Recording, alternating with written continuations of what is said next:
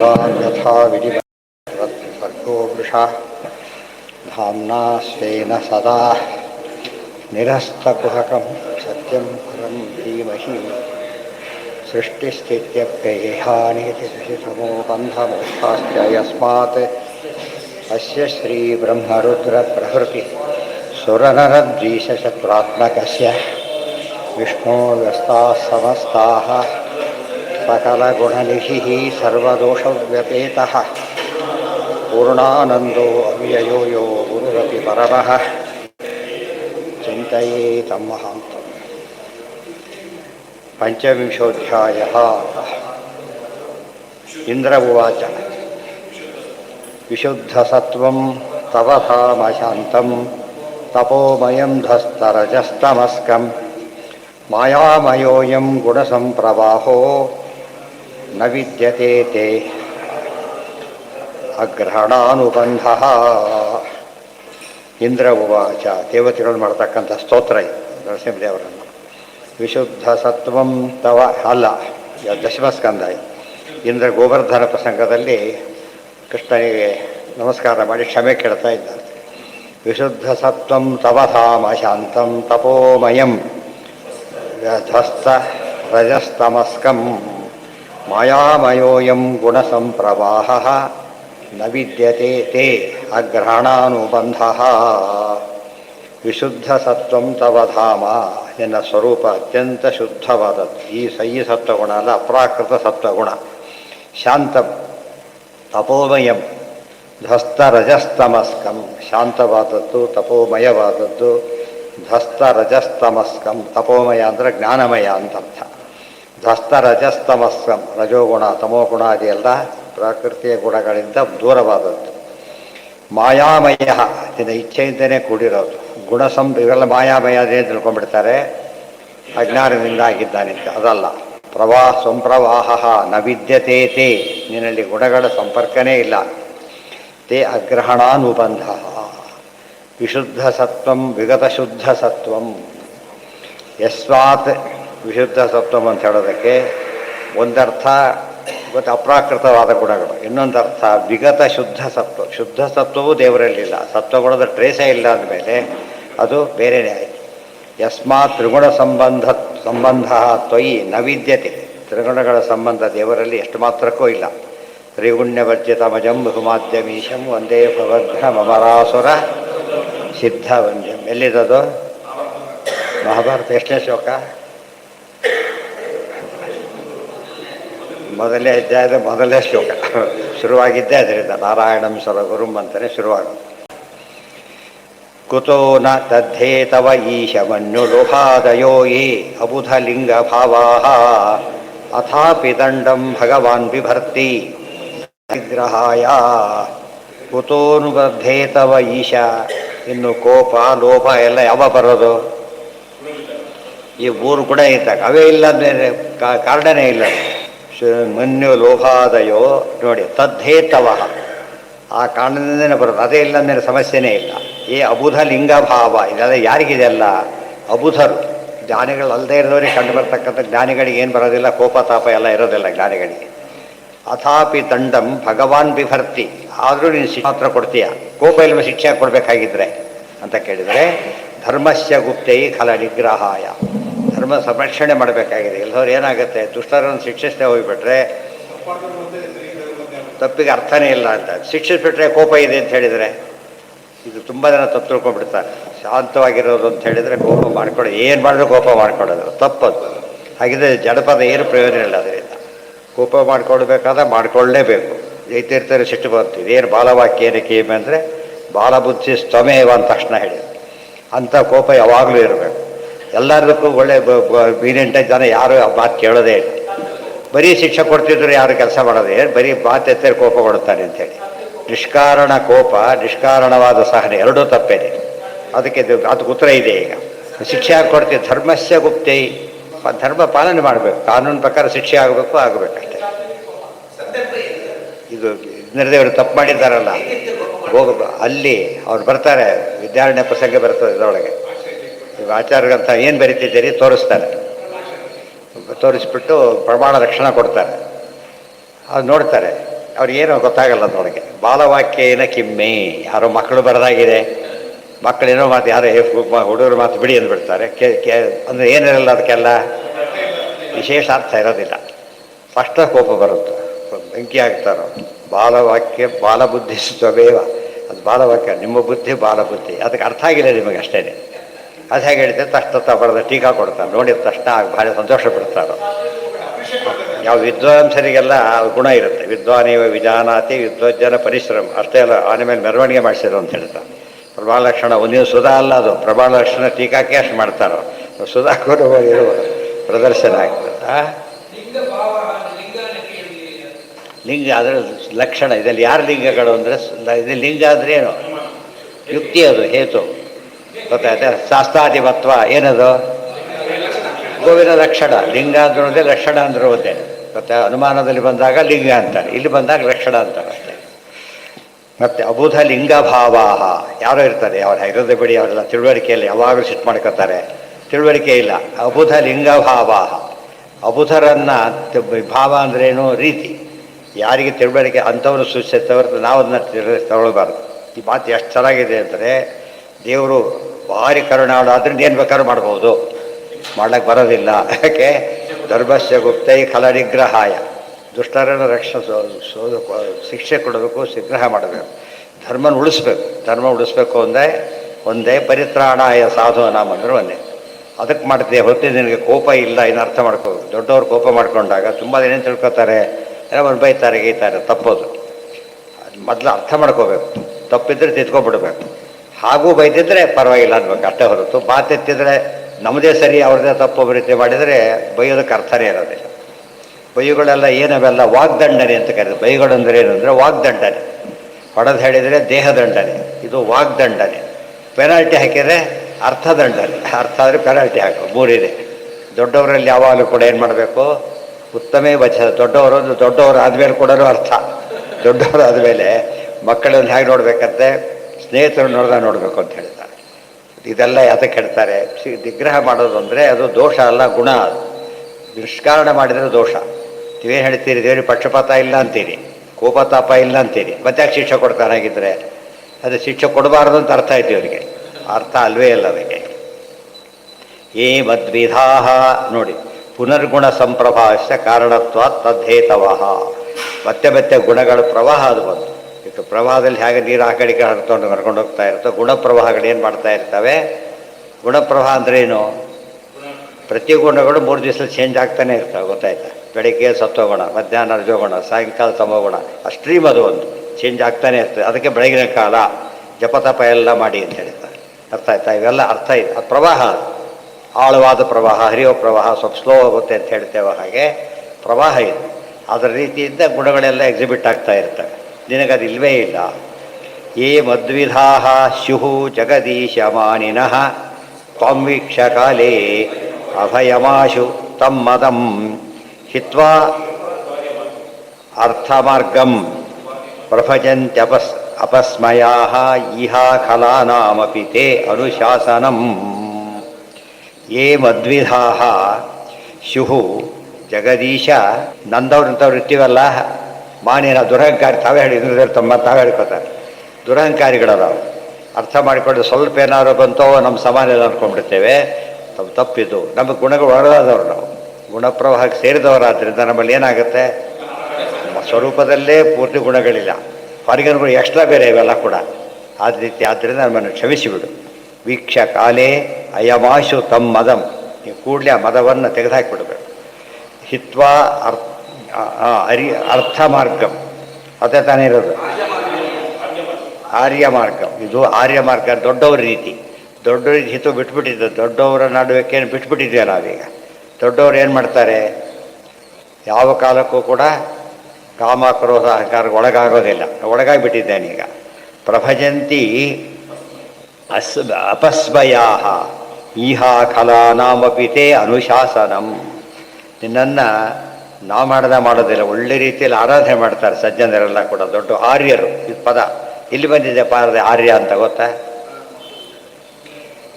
Out of syllabus ಯಾವುದಕ್ಕೆ ಕೇಳ್ತಾ ಇಲ್ಲ, ಎಲ್ಲ ಇರೋದೆ ಸಿಲೆಬಸ್ ಎಲ್ಲಿ ಬಂದಿದೆ. ಎಲ್ಲಿ ಬಂದಿದೆ ಎಲ್ಲಿ ಬಂದಿದೆ? ಹಾಂ ಹಾಂ ಏನು ಹೇಳು. ಕೃತಸ್ವ ಕಸ್ಮರ ವಿಧಂ ವಿಷವೇ ಸೌಮಸ್ಥಿತ್ವ ಅನಾರ್ಯ ಜುಷ್ಟವಸ್ವರ್ಗ್ಯಂ ಆರ್ಯ ಜುಷ್ಟ ಅನಾರ್ಯ ಜುಷ್ಟ ತ್ರಿವಿಕ್ರಮಾರ್ಯಾನ್ ಪ್ರಣಮಾಮಿ ವರ್ಯಾನ್ ಎಲ್ಲಿದು ಆರ್ಯ ಬೇಕಾಶಳ ಆರ್ಯ ಅಂತ ಬಂದಿದೆ. ಆದ್ದರಿಂದ ಆರ್ಯರ ಮಾರ್ಗನ ಬಿಟ್ಟುಬಿಟ್ಟಿದ್ದೇನೆ, ತಪ್ಪು ಮಾಡ್ತಿದ್ದೇನೆ, ದಯವಿಟ್ಟು ಕ್ಷಮಿಸಿಬಿಡು.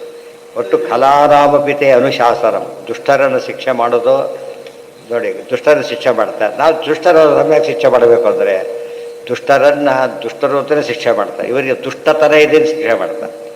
ದುಷ್ಟತನ ಏನದು? ಆಗ ಬಂದಿದೆ ಎಕ್ಸ್ಟರ್ನಲ್, ಅದನ್ನು ತೆಗೆದು ಹಾಕಿಬಿಡ್ತಾರೆ.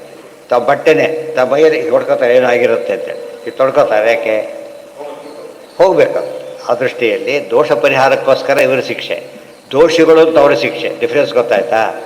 ಸ್ವರೂಪದಲ್ಲೇ ಈರುಳ್ಳಿ ಯಾಕೆ ತಿನ್ನೋದಿಲ್ಲ ಅಂದರೆ ದೋಷ, ಅದರಲ್ಲೇ ದೋಷ ಇದೆ. ಕೆಲವು ಸ್ಪರ್ಶ ದೂರ ಸ್ಪರ್ಶ ಆಗಿಬಿಟ್ರೆ ಏನು ಮಾಡ್ಬೇಕು? ಅದನ್ನು ಬರೀ ಪ್ರಾವಿಡಲ್ಲಿ ಸ್ಪರ್ಶ ಆಗಿಬಿಟ್ಟಿತ್ತು ತೊಳ್ಕೊಂಡ್ಬಿಟ್ರೆ ಆಗಬೇಕು. ಬೆಂದ ಮೇಲೆ ಏನು ಬರೋಕ್ಕೆ ಬರೋದಿಲ್ಲ, ಅವರಾಗ ತೊಳ್ಕೊಂಡ್ರೆ ಉಪಯೋಗ. ಆ ಅರ್ಥದಲ್ಲಿ ದುಷ್ಟರ ಸಂಪರ್ಕ ಇದು ಅರ್ಥ ಮಾಡ್ಕೋಬೇಕು ನಾವು. ದೇವರು ಕರುಣಾಳು ಅಂದರೆ ನಮ್ಮ ತಪ್ಪನ್ನು ಕ್ಷಮಿಸ್ತಾನೆ ಅಂತ ಅರ್ಥ ಅಲ್ಲ, ಗೊತ್ತಾಯ್ತಾ? ಅವಕಾಶ ಕೊಡ್ತಾನೆ ಮತ್ತು ಪ್ರಪೋರ್ಷನಲ್ ಶಿಕ್ಷೆ ಕೊಡ್ತಾನೆ. ನಾವು ಭಗವದ್ ಭಕ್ತರದ್ದು ಅಶ್ಯೂಮ್ ಮಾಡ್ಕೊಂಡ್ಬಿಟ್ಟು ಏನು ಮಾಡಬಾರ್ದು? ತಪ್ಪನ್ನು ಮಾಡ್ಲಿಕ್ಕೆ ಹೋಗಬಾರ್ದು. ವಿಗತ ಶುದ್ಧ ಸತ್ವನಲ್ಲಿಲ್ಲ. ಶುದ್ಧ ಸತ್ವ ಅಂದ್ರೇನು? ಈಗ ಹಿಂದೇನು ಮಾಡಿದ್ದಾರೆ? ಈಗ ರಜಸ್ತಮಸ್ಕಂ, ರಜೋಗುಣ ತವಗುಣ ಇಲ್ಲ ಅಂತ ಹೇಳಿದ್ರು. ಸತ್ವಗುಣ ಇದೆ ಅಂದರೆ ಅದೂ ಇಲ್ಲ ಅಂತ ಹೇಳಬೇಕಾಗಿದೆ. ಸತ್ವಗುಣ ಆ್ಯಕ್ಚುಲಿ ಒಳ್ಳೆಯದು, ಅದು ನಮಗಿದ್ರೆ ಭಾರಿ ಅನುಕೂಲ. ಆದರೂ ಕೂಡ ಏನದು ಎಕ್ಸ್ಟರ್ನಲ್ಲೇ, ಎಷ್ಟಾದರೂ ಕೂಡ ಎಕ್ಸ್ಟರ್ನಲ್ಲೇ ತಿಂದು ಹಾಗಲ್ಲ. ಅದೂ ಇಲ್ಲದೆ ಬರೀ ಶುದ್ಧ ಈ ಸತ್ಯ ಇಲ್ಲೇ ಇಲ್ಲ. ಬರೀ ಶುದ್ಧ ಅಂದರೆ ಅಪ್ರಾಕೃತದಲ್ಲಿ ಈ ಕಾನ್ಸೆಪ್ಟೇ ಇಲ್ಲ. ಯಾವುದೋ ವೈಕುಂಠದಲ್ಲಿ ಅದರಲ್ಲಿ ರಜೋಗುಣಗಳು ಬರೋದಿಲ್ಲ. ಅವೆಲ್ಲ ಕೂಡ ಅತಿ ಶುದ್ಧ ಸತ್ವ ಕೂಡ ದಾಟಬೇಕು ನಾವು. ಎಲ್ಲಿ ಬಂದಿದೆ ಅದು? ಅಜ್ಞಾಧ್ಯಾಯದ ಕೊನೆಗೆ ಹೇಳ್ತಾರೆ ಗುಣಾತೀತ ಸೌಚ್ಯದ, ಗುಣಕ್ಕೆ ಅತೀತನಾಗಬೇಕು, ಗುಣಗಳ ಮೇಲೆ ಹೋಗ್ಬೇಕು ಯಾವಾಗಲೂ ಕೂಡ. ಒಡ್ಡೆ ಮೈಲಿ ನೀರಿದೆ, ದಾಟ್ತಾರಲ್ಲ ಹಾಗೆ. ದಾಟಿದ್ರೆ ಏನಾಯ್ತು? ಈಗ ಅವನು ಮೈಲಿಗೆ ಆಗಲಿಲ್ಲ, ಅವನಿಗೆ ಕೆಸರಾಗಲಿ ಮೈಲಿಗೇನೂ ಆಗಲಿಲ್ಲ, ಕಿಟ್ಟುಬಿಟ್ಟ ಮೈಲಿ ಆಗ್ತಾನೆ. ಅದು ದಾಟಬೇಕಾದ್ರೆ ದೇವ್ರು ಹೇಗಿದ್ದಾರೆ ಅಂತ ಹನುಮಂತ ಸಮುದ್ರ ದಾಟಿದ್ದೇನರ್ಥ ಅಂದರೆ, ಕಥೆ ಪ್ರಕಾರ ಸಮುದ್ರ ಅವೆಲ್ಲ ಸರಿನೇ, ಜೊತೆಗೆ ಸಂಸಾರ ಸಮುದ್ರ ಲೇಪನೇ ಇಲ್ಲ, ಹರ್ಕೊಂಡು ಹೋಗ್ಬಿಡ್ತಾನೆ ಅಂತ. ಅದರಲ್ಲಿ ಲೇಪ ಇಲ್ಲ, ದುಃಖನೇ ಇಲ್ಲ. ನಮಗೆಲ್ಲ ಲೇಪ ಇದೆ. ಕಾಲಿಟ್ಟು ಅಂತ ತಕ್ಷಣ ಶುರುವಾಯ್ತು. ಅಲ್ಲ, ಬರೀ ಸತ್ವ, ಸತ್ವ ಕೊಟ್ಟು ಅಪ್ರಾಕೃತ ಅಂತ ಹೇಳಿಬಿಟ್ರೆ ಸಾಕು. ಅದಿದ್ದೇ ಇದೆ, ಅದು ಹೋಗೋದೇ, ಅದಿರಲೇಬೇಕು. ಇದು ಎಂಥ ಶುದ್ಧ ವಿಶುದ್ಧ. ಇದು ಎಷ್ಟೇ ಶುದ್ಧ ಆದರೂ ಕೂಡ ಏನಿದು, ಎಷ್ಟೇ ಶುದ್ಧ ಬಾಳೆಹಣ್ಣು ಎಷ್ಟು ಪ್ಯೂರ್ ಆದರೂ ಸಿಪ್ಪೆ ತೆಗಿಬೇಕು, ಗೊತ್ತಾಯ್ತಾ? ಅಷ್ಟರ ಮಟ್ಟಿಗೆ ಏನಿದೆ ಅದರಲ್ಲಿ? ಏನು ಮೈಲಿ ಮಡಿ ಎಲ್ಲ ಇದೆ, ಏನೇನು ತಾನೇ ಬಿಡೋದು ಎಲ್ಲ 100% ಗ್ಯಾರಂಟಿ. ಸ್ಟಿಲ್ ಸಿಪ್ಪೆ ತೆಗಿಬೇಕು. ದೇವರಿಗೆ ಅದಿಲ್ಲ, ಶೀಲ ದ್ರಾಕ್ಷಿಗಿಲ್ಲ, ಗೊತ್ತಾಯ್ತಾ? ಅದು ದೃಷ್ಟಾಂತ. ದೇವರು ಅದು ಕೂಡ ಅಲ್ಲ, ಇನ್ನೂ ಮೇಲಿದ್ದಾನೆ. ಪುನರ್ಗುಣ ಸಂಪ್ರಹಾಸ್ಯ ಯೇ ಮದ್ವಿಧಾ ಶುಹು ಜಗದೀಶ ಮಾನಿನಃ. ಜಗದೀಶ ಆದಮೇಲೆ ಬಿಡಿಸ್ಬೇಕು. ತ್ವಾಂ ವೀಕ್ಷ ಕಾಲೇ ಅಯಮಾಶು ತಂ ಮದಂ ಹಿತ್ವಾ ಆರ್ಗಮಾರ್ಗಂ ಪ್ರಭಜಂತಿ. ಅವರೆಲ್ಲ ಕೂಡ ಅಪಸ್ಮಯಾ ಇಹಾ ಖಲಾನಾಮಪಿತೆ ಅನುಶಾಸನಂ. ನೀನು ದುಷ್ಟರನ್ನು ಅನುಶಾಸನ ಮಾಡೋದು ನೀನು ಇಚ್ಛೆ ಆದ್ದರಿಂದ ಮಾಡಿದ್ದೆ ಹೊರತು ಕೋಪತಾಪಕ್ಕೊಳಗಾಗಿಲ್ಲ. ಅಸತಾಂಚ ಸತಾಂಚೈವ ಹರಿರೇವ ಅನುಶಾಸಕಃ. ಸಜ್ಜನರಿಗೂ ದುರ್ಜನರಿಗೂ ಕೂಡ ಪರಮಾತ್ಮನೇ ಅನುಶಾಸಕರಾಗಿದ್ದಾರೆ. ಅಪಸ್ಮಯ ಅಂದರೆ ಯಾವ ಅಹಂಕಾರವಿಲ್ಲದೆ. ಜ್ಞಾನಿಗಳೆಲ್ಲ ಅಹಂಕಾರ ಬಿಟ್ಟು ಆರಾಧನೆ ಮಾಡ್ತಾರೆ, ನಾವು ಒಳಗಾಗಿ ಬಿಡ್ತೇವೆ. ಜ್ಞಾನಿಗಳು ಅಂದರೆ ಯಾರಿಲ್ಲ ಈಗ? ಅಲ್ಲ, ಇಂದ್ರದೇವರ ಅಪೃಷ್ಣ ಜ್ಞಾನಿಗಳಲ್ವೇನು? ರುಜುಗಳು ಅಷ್ಟ. ರುಜುಗಳು ಅಂದರೆ ಅವರು ಯಾವ ಕಾಲಕ್ಕೂ ತಪ್ಪು ಮಾಡದೇ ಇರೋದು, ಆರ್ಯರವರು, ಗೊತ್ತಾಯ್ತಾ? ಇವರು ನಾವು ಹಾಗಲ್ಲ, ಒಮ್ಮೊಮ್ಮೆ ತಪ್ಪು ಮಾಡ್ತಿರ್ತೇವೆ. ಆದರೂ ಪೂರ್ತಿ ಅನಾರ್ಯರು ಅಲ್ಲ ನಾವು, ಆರ್ಯ ಭಿನ್ನರಷ್ಟೇ. ಆಪೋಸಿಟ್ ಬೇರೆ, ಭಿನ್ನ ಬೇರೆ, ಸ್ವಲ್ಪ ಬೆಳಕಿದೆ ಬೇರೆ, ಕತ್ಲಿದೆ ಬೇರೆ, ಆ ಥರ ಇರೋರು ನಾವು. ಅಸತಾಂಚ ಸತಾಂಚೈವ ಹರಿರೇವ ಅನುಶಾಸಕಃ ಸತಾನ್ನು ಶ್ರೇಯಸೇ ಸೈವ ಅನುಶಾಸ್ತ್ರ ಭವಿ. ಎಷ್ಟು ಚೆನ್ನಾಗಿದೆ ನೋಡಿ. ಸಜ್ಜನರಿಗೇನು ಪರಮಾತ್ಮ ಶಿಕ್ಷೆ ಕೊಡ್ತಾನೆ, ಅವ್ರು ಒಳ್ಳೇದಕ್ಕೋಸ್ಕರ. ಅದೇ ಆದದ್ದೆಲ್ಲ ಒಡಿತಿ ಆಯಿತು ಇದಕ್ಕೆ ಬಂದಾಗ. ದುರ್ಜನ ಶಿಕ್ಷೆ ಕೊಟ್ಟರೆ ಅವ್ರು ಹಾಳಾಗಬೇಕು ಅಂತಾನೆ ಕೊಡೋದು. ಇವ್ರಿಗೆ ಕೊಡೋದು ಯಾತಕ್ಕೆ ಅಂದರೆ, ಲೇಟೇ ಬಂದಾಡು, ಗೆಟ್ ಔಟ್, ನಾಳೆ ಬರಬೇಡ ಡೇಟು ಉದ್ದೇಶ ನಾಳೆ ಸರಿ ಬರಲಿ ಅಂತ ಹೇಳಿ. ಅರ್ಥ ಆಯ್ತಾ? ಈಗ ಮಾಡಿ ನಾಳೆ ಸರಿ ಬರ್ತಾರೆ, ಇದು ಬರೋದಿಲ್ಲ. ಆದರೆ ಇವರಿಗೆ ಹೇಳ್ತಾನೆ, ಇವ್ರಿಗೆ ಗೆಟ್ ಔಟ್ ಅಂತಾನೆ. ಯಾಕೆಂದ್ರೆ ಯಾವಾಗ ಬರೋದು ಹಾಗೆ ಅವರು ಅದು ಬರಲೇಬೇಡ, ಇವರಿಗೆ ಬರಲೇಬೇಡ ಅಂತ ಅರ್ಥ. ನಾಳೆ ಲೇಟಾಗಿ ಬರಬೇಡ ಅಂತ ಇವರಿಗೆ ಅರ್ಥ. ಅವನಿಗೆ ಎಚ್ಚರಿಕೆ, ಇವರಿಗೆ ಶಿಕ್ಷೆ. ಇದು ಅರ್ಥ ಮಾಡಿಕೊಂಡ್ರೆ ಯಾವಾಗಲೂ ನಾವು ಪಾಸಿಟಿವ್ ತಗೋ, ಇದು ಪಾಸಿಟಿವ್ ತೊಗೊಳೋದು. ಹಾಗೆ ಯಾರೋ ಬೈದರೆ ಪಾಸಿಟಿವ್ ತೊಗೊಳ್ಬಾರ್ದು, ದೇವರು ಬೈದರೆ ಪಾಸಿಟಿವ್ ತೊಗೊಳ್ಬಾರ್ದು. ಯಾಕೆ? ದೇವರು ಸರ್ವಜ್ಞ, ನಿರ್ದೋಷ. ಅದೇನೇ ಕೊಟ್ಟರು ಪಾಪ ದೋಷ ನೋಡಿನೇ ಶಿಕ್ಷೆ ಕೊಡ್ತಾನೆ. ಸತಾಂತು ಶ್ರೇಯಸೇ ಸೈವ. ಯಾರೋ ಸೂಜಿ ಚುಚ್ಚಿದ್ರು, ಹೊಡೆದು ಬಿಡ್ತಾರೆ, ಡಾಕ್ಟ್ರು ಚುಚ್ಚಿದ್ರು, ಅವ್ರು ಇಂಜೆಕ್ಷನ್, ಅದಷ್ಟೇ ಇಂಜೆಕ್ಷನ್ ಅಂತಾರೆ. ಏನಂದದೆಲ್ಲ ಚುಚ್ಚಿದ್ರು ಅಂಬೋದೇ ಇಲ್ಲ, ವಾಸಿ ಮಾಡಿದ್ರು ಅಂತ ಹೇಳ್ತಾರೆ. ಆ ದೃಷ್ಟಿಯಲ್ಲಿ ಇದು ಅನುಸಂಧಾನ ಇರಬೇಕು. ಅನುಸಂಧಾನ ಇರಲಿಕ್ಕೆ ಆದದ್ದೆಲ್ಲ ಹೊಡಿತಾ ಆಯ್ತು ಅನ್ನೋ ಮಾತು ಅದು ಸೂಪರ್. ಸರಿಯಾಗಿ ಅರ್ಥ ಮಾಡ್ಕೊಂಡ್ಬಿಟ್ರೆ ಎಂಥ ದುಃಖ ಕಷ್ಟ ಕೊಟ್ಟರು ಕೂಡ ದೇವರು ನಾವು ಒಳ್ಳೆಯವರಾಗಿದ್ದೇವೆ ಅಂತ ನಮ್ಮ ಪಾಲಿಗೆ ಪ್ರಾಮಾಣಿಕತೆ ಇತ್ತು ಅಂತ ಹೇಳಿ ಏನರ್ಥ ಅದಕ್ಕೆ? ಭಾರಿ ಒಳ್ಳೆಯದಕ್ಕೆ ಅಂತ. ಅಸತಾಂ ಸತಾಂತು ಶ್ರೇಯಸೇ ಸೈವಹಿ ಅನುಶಾಸ್ತಿರ್ಭವಿಷ್ಯತಿ ಅಸತಾಂತು ವಿಪರೀತಾಯ. ಗೊತ್ತಾಯ್ತಾ? ಲಂಘಯಿತ್ವ ಅನುಶಾಸನಂಬಿತಿ ಆಜ್ಞೇಯೇ. ಇದು ಸರಿಯಾಗಿಂತ ಮಾತು ಜ್ಞಾಪಕ ಇಟ್ಕೊಂಡ್ಬಿಟ್ರೆ ದೇವರು ನೋಡಿ. ಇದು ಬರುತ್ತೆ ಈಗ ವಿಷ್ಣು ಸಹಸ್ರ ಬಂತೀಗ, ದಂಡೋ ದಮಯಿತ ಅಂತ ಬಂತೀಗ. ದಂಡ ಶಿಕ್ಷಿಸ್ತಾನೆ. ಈ ವಾಕ್ಯ ನೆನ್ಪಿಟ್ಕೊಂಡ್ರೆ ದೇವ್ರ ಶಿಕ್ಷೆಗೆ ಅರ್ಥ, ಸುಮ್ಮನೆ ಅರ್ಥ ಬರೋದ ಭಾಷ್ಯ ಆಗಲಿಲ್ಲ. ಅದು ಏನಿರ್ಬೇಕು? ಅದಕ್ಕೆ ವಿವರಣೆ ಸಮೇತ ಬರಬೇಕು. ಇದೆಲ್ಲ ತಿಳ್ಕೊಂಡು ಆಗ ವಿಷ್ಣು ಸಹ ಎಲ್ಲ ಜ್ಞಾಪಕ ಆಗುತ್ತೆ. ಇದಿಷ್ಟು ಓದಿಬಿಟ್ಟಿದ್ರೆ ಅದಿಷ್ಟು ಸ್ತೋತ್ರ ಹೇಳ್ತಿದ್ದಾಗ ಇವಿಷ್ಟು ಜ್ಞಾಪಕ ಆಗಬೇಕು. ಸ್ತೋತ್ರದ ಉದ್ದೇಶ ಕನ್ಸೈಸ್ ಆಗಿ ಎಲ್ಲ ಕಾಂಪ್ಯಾಕ್ಟಾಗಿ ಅರ್ಥವತ್ತಾಗಿ ಅನುಸಂಧಾನ ಮಾಡೋದಕ್ಕೆ ನಮಗೆ ಬರೋದಿಲ್ಲ ಅಂತ ಅವರೇ ಮಾಡಿಕೊಟ್ಟಿರೋದು, ಪ್ರೊಫಾರ್ಮಾ ಇದ್ದಾಗೆ. ಸೊ ಇವತ್ತು ನೀವೇ ಅಪ್ಲಿಕೇಶನ್ ಪ್ರೊಫಾರ್ಮ್ ಮಾಡ್ಕೊಂಡು ಹೋದ್ರೆ ತಲೆ ಕೆಟ್ಟೋಗ್ಬಿಡುತ್ತೆ. ಅವ್ರು ಕೊಟ್ಬಿಟ್ರೆ ಅವ್ರ ಅಪ್ಪ ಅಮ್ಮನಿಂದ ಎಲ್ಲೆಲ್ಲೂ ಶುರು ಮಾಡಿಬಿಡ್ತಾರೆ, ಕತೆ ಹೇಳ್ತಾರೆ. ಏನೋ ಸ್ತುತಿ ಯುವರ್ ನೇಮ್ ಅಷ್ಟೇ, ಪೇರೆಂಟ್ಸ್ ನೇಮ್, ಅಡ್ರೆಸ್. ಏನಾಯ್ತು ಬರೆಯೋದಕ್ಕಾಗ? ಸುಲಭ ಆಯ್ತಾ? ಯಾವ ಕತೆ ಗೀತೆ ಬರೆಯಾಗಿಲ್ಲ ಅಲ್ಲಿ. ಅವರೇ ಚಾಯ್ಸ್ ಕೊಟ್ಬಿಟ್ರೆ ಅವ್ರು ಓದೋದು ಬೇರೆ ಕಮಿಟಿನೇ ಮಾಡಬೇಕಾಗ್ತದೆ. ಏನು ಬರೆದ್ರೆ ಓದಿ ಹೇಳಪ್ಪ ಅಂತ ಹೇಳ್ಬಿಟ್ಟು ಸರಿ ಇಲ್ಲ. ಅದು ಸಿಂಪ್ಲಿಫೈ ಮಾಡೋ ಅದೆಲ್ಲ ದೊಡ್ಡವ್ರು ಮಾಡೋ ಸ್ತೋತ್ರಗಳೆಲ್ಲ ನಮಗೆ ಪ್ರೊಫಾರ್ಮಾ ಟೈಪ್ ಇರುತ್ತೆ, ಅದನ್ನು ಉಪಯೋಗಿಸ್ಬೇಕಾಗುತ್ತೆ. ದೇವ್ರಿಗೆ ನಮ್ಗೆ ಶಿಕ್ಷೆ ಕೊಟ್ಟಾಗ ಅಕ್ಸೆಪ್ಟ್ ಮಾಡ್ಬೇಕು ನಾವು ಅದನ್ನು. ಕುಂತಿ ಮಾಡ್ತಾಳೆ, ವಿಪದ ಸಂತೋನ ಶಾಶ್ವತ, ನನಗೆ ವಿಪತ್ತನ್ನು ಕೊಡು, ನಮಗೆ ಒಳ್ಳೆಯದಾಗತ್ತೆ ಅಂತ ಹೇಳ್ತಾರೆ. ಎಲ್ಲ ಒಂದೇ ರೀತಿ ಇದೆ. ಇಂದ್ರದೇವರ ಮಾತು, ಕುಂತಿದೇವಿ ಮಾತು, ಎಲ್ಲರ ಮಾತು ಒಂದೇ. ಅಸತಾಂ ವಿಪರೀತಾಯ ಸ್ವಚ್ಛಂದೇನಾತ್ಮದೇಹಾಯ ವಿಶುದ್ಧ ಜ್ಞಾನಮೂರ್ತಯೇ ಸರ್ವಸ್ಮೈ ಸರ್ವಬೀಜಾಯ ಸರ್ವಭೂತಾತ್ಮನೇ ನಮಃ. ಸ್ವಚ್ಛಂದೇನ ಆತ್ಮದೇಹಾಯ. ಎಷ್ಟು ಚೆನ್ನಾಗಿದೆ ನೋಡಿ. ಸಂಭವಾಮಿ ಆತ್ಮಮಾಯೆಯ ಬಂದಿದೆ. ಮಾಯ ಶಬ್ದಕ್ಕೇನು ಅರ್ಥ ಮಾಡಿಬಿಡ್ತಾರೆ. ಅರ್ಥ ಇದೆ ಇಲ್ಲಿ. ಸ್ವಚ್ಛಂದೇನ ಆತ್ಮದೇಹಾಯ. ಸ್ವಚ್ಛಂದ ಅಂದ್ರೇನು? ಸ್ವೇಚ್ಛೆಯಿಂದ ದೇಹ ತೊಗೊಂಡಿದ್ದೆ ಹೊರತು ಬಂಧನ ನನಗಿಲ್ಲ. ಅಲ್ಲಿ ಗೀತಾಕ್ಕೇನು ಅರ್ಥ ಮಾಡಬೇಕೀಗ? ಮಾಯಾ ಶಬ್ದಕ್ಕಿಲ್ಲಿ ಸ್ವಚ್ಛಂದ ಅಂತ ಮಾಡಬೇಕು, ಬೇರೆ ಅರ್ಥ ಮಾಡಬಾರ್ದು. ಯಾಕೆ? ಭಗವದ್ಗೀತಾ ಏನದು? ಮಹಾಭಾರತದ ಭಾಗ. ಇದೇನು? ಭಾರತ ಅರ್ಥ ವಿನಿರ್ಣಯ, ಗೀತಾ ವಿನಿರ್ಣಯ. ಆದ್ದರಿಂದ ಹೊಂದುತ್ತದೆ. ಲಂಘಯಿತ್ವ ಅನುಶಾಸನಂ ಸರ್ವಭೂತ. ಮತ್ತೆ ವಿಶುದ್ಧ ಜ್ಞಾನಮೂರ್ತೆ. ವಿಶುದ್ಧ ಜ್ಞಾನ ಯಾವ ಕಾಲಕ್ಕೂ ಕೂಡ ಏನಿಲ್ಲ, ನಮ್ಮ ಜ್ಞಾನ ಬರೋದು ಹೋಗೋದು ಏನು ಸ್ವಾಭಾವಿಕವಾದ ಜ್ಞಾನ, ಅಜ್ಞಾನಾದಿ ದೋಷರಹಿತವಾದ ಜ್ಞಾನ ಯಾವ ಕಾಲಕ್ಕೂ ಕೂಡ. ಏನ ಹೇಳಿದ ಎಷ್ಟೊತ್ತಿವ್ರು ಹೇಳಿಲ್ಲ? ವಿಶುದ್ಧ ಸತ್ವ. ಎಷ್ಟು ಸತ್ವ ಆದರೂ ಸತ್ವ ಸತ್ವನೇ. ಗೊತ್ತಾಯ್ತಾ? ಎಷ್ಟೇ ಇದ್ದಾವೆ, ಎಷ್ಟು ಬಟ್ಟೆ ನಿಮ್ಮದೇ ಏನೇ ಆಗಿದ್ರು ಕೂಡ ಮೈಲಿಗಾಗೋ ಚಾನ್ಸ್ ಇದೆ. ಅದಕ್ಕೆ ಶುದ್ಧ ಸತ್ವಕ್ಕೆ ಮೈಲಿಗೆ ಇಲ್ಲ. ಗಂಗಾ ನದಿ ಅಶುದ್ಧ ಸತ್ವ, ಪ್ಯೂರ್ ಮಾಡಿಬಿಟ್ಟಿದ್ದಲ್ಲ, ಅದೇ ಪ್ಯೂರ್ ಇರೋದು. ಕುಡಿದ ಸಂಪರ್ಕದಿಂದ ಪ್ಯೂರ್ ಮಾಡಬೇಕಷ್ಟೆ. ಸರ್ವಸ್ಮೈ ಸರ್ವಬೀಜಾಯ. ಎಲ್ಲದು ಬೀಜ ಅಂದರೆ ಹೇತು. ಸರ್ವಭೂತಾತ್ಮನೇ ನಮಃ. ಸರ್ವಭೂತಾತ್ಮ ಭೂತಾತ್ಮ ಕುರ್ವನ್ನಪಿ ನ ದೃಶ್ಯ. ಭಗವದ್ಗೀತೆ ಮಾತುಗಳೆಲ್ಲ ಇವೆಲ್ಲ ನೋಡಿದಾಗ ಬರೆದಿದ್ದು ಒಬ್ಬರೇ ಅಂತ ಕನ್ಫರ್ಮ್ ಆಗುತ್ತೆ. ಇದು ಯಾರೋ ಏನೋ ಬರೆದ್ರು ಎಲ್ಲ ಒಂದು ಬೇರೆ ವೇದವ್ಯಾಸರೇ ಬರೆದಿರೋದು ಅನ್ನೋದಕ್ಕೆ ಪರಸ್ಪರ ಇರ್ತಕ್ಕಂಥ ಹೊಂದಾಣಿಕೆ. ಅದೇ ವರ್ಡಿಂಗ್ಸ್ ಉಪಯೋಗಿಸೋದು. ಮತ್ತೆ ವಿಷಯ ಅಷ್ಟೇ ಅಲ್ಲ, ವರ್ಡಿಂಗ್ಸು ಅವೇನೆ. ಭೂತಾತ್ಮ ಭೂತ ವಿಷ್ಣು ಸಹಸ್ರನಾಮ ಬಂದಾಯಿತು, ಗೀತೆಯಲ್ಲೂ ಬರೋದು ಸರ್ವಭೂತಾತ್ಮ ಭೂತಾತ್ಮ ಕುರ್ವನ್ನನೇ ನಪಿ ನಾನಿಪ್ಪೆ. ಆವೇಶೋ ವಸುದೇವಾದು ದೇಹಾದಾನಂ ಹರೇ ಸ್ಮೃತಂ ದೇಹಾದಾನಂ ತದಂತೆ ಜನ್ಮೇಟಿ ಕವಯೋ ವಿದುಹು. ಉಳಿದವರೆಲ್ಲ ಪ್ರವೇಶ ಮಾಡ್ತಾರೆ ಅಂದರೆ ದೇವರ ಅವತಾರ ಅಂತ ಅರ್ಥ. ಉಳಿದವರೆಲ್ಲ ಹಾಗಲ್ಲ. ಲಕ್ಷ್ಮೀನಾರಾಯಣ ಬಿಟ್ಟುಬಿಟ್ರೆ ದೇಹಕ್ಕೆ ಸ್ವಲ್ಪ ಟಚ್ ಇದೆ ಅವರಿಗೆ. ಇಲ್ಲಿಗೆ ಅಧ್ಯಾಯ ಮುಗೀತು. ಇಂದ್ರದೇವರು ಕ್ಷಮಾ ಕೇಳೋ ಭಾಗ. ಆದ್ದರಿಂದ ಒಳ್ಳೆಯವರಾದ ದುರ್ಯೋಧನ ಆಗಿ ಮಾಡಲಿಲ್ಲ. కాబట్టి ಬೈದು ಸಾಯ್ತಾನೆ. ಅರ್ಥನೇ ಮಾಡ್ಕೊಳ್ಳಿಲ್ಲ ದುರ್ಯೋಧನ. ಅರ್ಥ ಮಾಡ್ಕೋಬೇಕಾಗಿತ್ತು. ಕೃಷ್ಣ ಕೊಡು ಅಂತ ಹೇಳಕ್ಕೆ ಬಂದಾಗ ಹೌದು ಸರಿಯಾಗಿ ಹೇಳಿದ್ದಾನೆ. ಕೊನೆಯ ಪಕ್ಷ ನಿನ್ನ ಮಾತು ಕೇಳಬೇಕಾಗಿತ್ತು ಅನ್ಬೇಕಲ್ಲೋ. ಕೊನೆ ಪಕ್ಷ ಆ ಮಾತು ಹೇಳಬೇಕಾಗಿತ್ತು. ನಾನು ತಪ್ಪು ಮಾಡಿದೆ ಕೃಷ್ಣ, ನನ್ನ ಮಾತು ಕೇಳಬೇಕಾಗಿತ್ತು, ತಪ್ಪು ಮಾಡಿಬಿಟ್ಟು ಕ್ಷಮಿಸೋದ್ರೆ ಮುಗಿದೋಗ್ತೈತೆ ಅಲ್ಲ, ಎಂಥ ಇದು ಕೇಸ್ ಕ್ಲೋಸ್ ಆಗಿಬಿಡುತ್ತೆ. ಅವನಿಗೆ ಬೇಕಿಲ್ಲ, ಅವನಿಗೆ ಹೇಳೋದು ತಯಾರಿಲ್ಲ.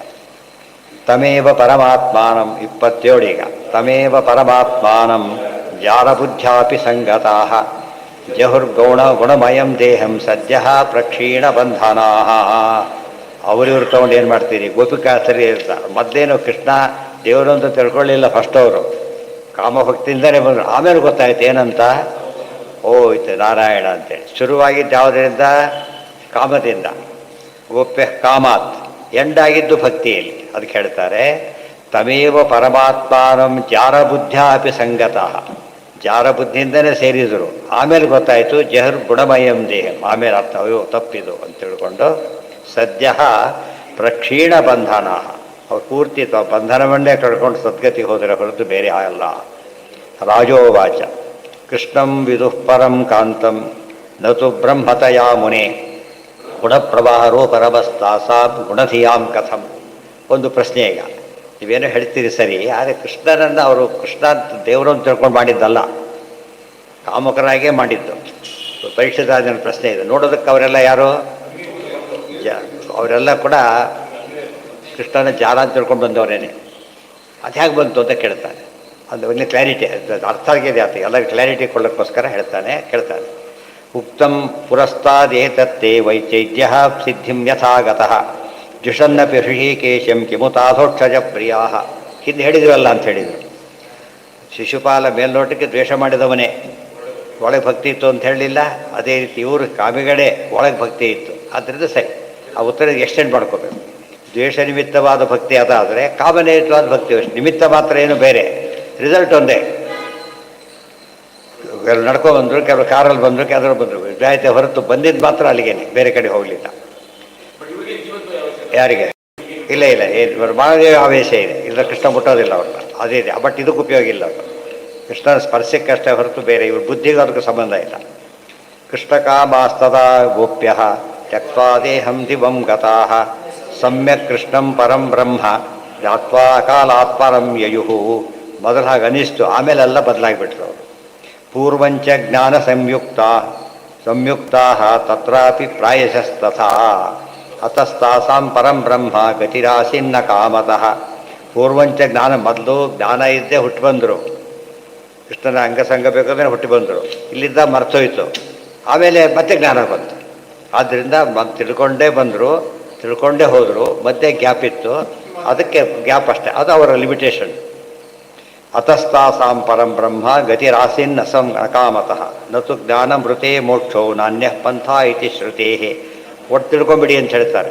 ಅವನು ಪಾಸಾದ ಅಂತ ಕೇಳಿದರೆ ಓದಿ ಬರೆದಿದ್ದ ಅಂತಲೇ ಅರ್ಥ. ಇದು ಬಿಟ್ಟುಬಿಡಿ, ಕಾಪಿ ಗೀಪಿದ ಕೇಸ್ ಎಲ್ಲ ಇದು.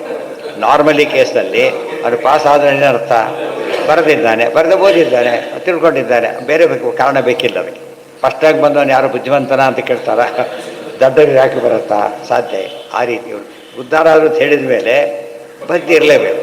ಒಂದು ಜನರಲ್ ರೂಲ್ ಇದೆ, ಏನದು? ನತು ಜ್ಞಾನಾಮೃತೆ ಮೋಕ್ಷ. ಜ್ಞಾನ ಇಲ್ಲ, ಭಕ್ತಿ ಇಲ್ಲ ಅಂದರೆ ಮೋಕ್ಷ ಇಲ್ಲ ಅಂತ ಹೇಳಿ ಆಗಿಬಿಟ್ಟಿದೆ ಈಗಾಗಲೇ. ಆಯಿತು ಅಂತ ಕೇಳಿದರೆ ಈ ಬದಲಿ ಬಂದು ಆಗಿಬಿಟ್ಟಿದೆ ಅವನೀಗ. ಹೇಗೆ ಬಂದಾಗ ಕೇಳಬೇಕೆ ಹೊರತು ಈ ಬದ್ರಿನ ಅಂತ ನೀವು ಅವ್ರ ಬದಲಿ ನಾವು ಕೂಡ ಬದಲಿ ಬದಿಲ್ಲ ತಿಳ್ಕೊಳ್ಳೋದಲ್ಲ. ಬಂದು ಆಗಿಬಿಟ್ಟಿದೆ ಅವರೀಗ. ಹೇಗೆ ಬಂದು ಅರ್ಥ ಮಾಡ್ಕೋಬೇಕೆ ಹೊರತು ಅವ್ರು ಬಂದಿಲ್ಲ ಅಂತ ವಾದಿಸ್ಬಾರ್ದು. ನಮಗೆ ಯಾವ ಪ್ರಶ್ನೆ ಕೂಡ ಯಾವುದಕ್ಕೆ ಕಾರಣ ಆಗಬಾರ್ದು,